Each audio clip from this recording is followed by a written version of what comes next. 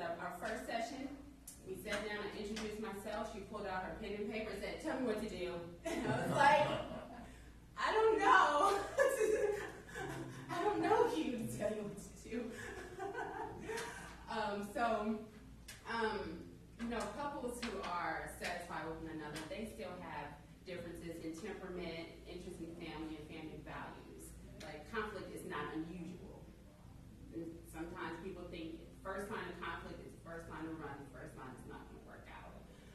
But conflict is not unusual. They argue over the same things that happy couples argue over. Money, kids, household chores, sex, in-laws. Everybody argues over the same thing in the marriage package, right?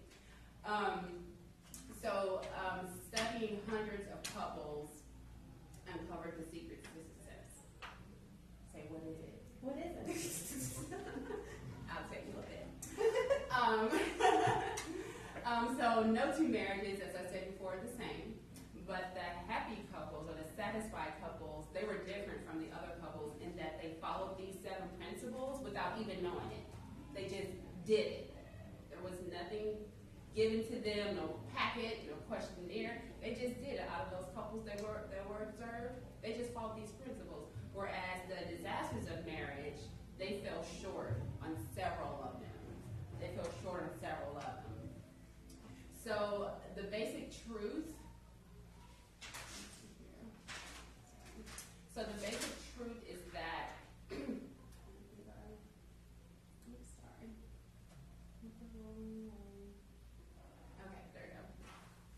The basic truth is that happy relationships is based on a strong friendship. That's all. Nothing more than this.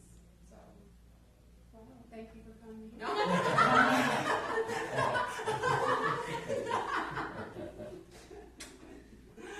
Oh, yes, that's all. This means that they just exhibit mutual respect and they enjoy each other's company. It's a strong friendship. Someone told me that they asked a lady who had been married for 45 years, "So, how did you stay with your husband? I'm sure you've been through a lot. How did you all stay together? What's the secret?" She said, "I like him." That was it. I like him. Which it seems like that's it, like jaw dropping, and it's so simple and foundational and basic, yet it's true. Because if I like you, I'm going to want to be around you. If I like you, I'm not going to work 1,000 hours a week just to avoid being away from you, or I'm not going to stay over with my friends just to avoid being away from you, because I like you, right? I want to be around you. It's nothing more than that. So they just tend to know each other well and express their fondness through small gestures throughout everyday living. Leaving a note on the pillow or something, under the pillow. Just little small things. It's nothing grand, it's nothing great, it's just something small. It's the small things that make everything big, right? So, in small but important ways, they look out for each other. Say, good looking out. Good looking out. That's what I'm saying. So what it is that friendship, it fuels a flame of romance and it protects it against any, like the cold winds and the battles and the storms that come against the couple. And even as an individual, when you go through something, you call your friend, right? Call your friend and say, "Oh my goodness, guys, what's going on? I can't believe this." Good friends, they give each other the benefit of the doubt, right? They cut each other some slack. And they don't exaggerate or dwell on the faults of the other person. I guess it's what you call nitpick.